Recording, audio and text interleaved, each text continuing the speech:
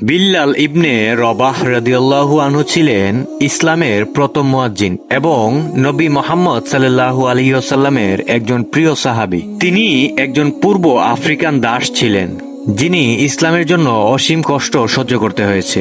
মক্কায় ইসলাম গ্রহণের পর বিল্লাল রাদিয়াল্লাহু আনহুকে চরমভাবে নির্যাতন করা হয়েছিল। তাকে মরুভূমির গরম বালিতে ফেলে রেখে বুকে পাথর চাপা দিয়ে অত্যাচার করা হতো, যেন তিনি ইসলাম ত্যাগ করেন। কিন্তু তিনি সব কষ্ট সহ্য করে উচ্চস্বরে আহাদ আহাদ আল্লাহ এক বলতে থাকেন। তার এই দৃষ্টতা এবং অনুগত্য ইসলামের ইতিহাসে এক মহৎ উদাহরণ হিসেবে থেকে গেছে।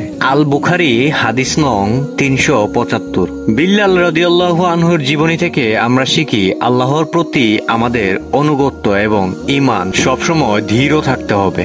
জীবনের যে কোনো পরিস্থিতিতে ঈমানের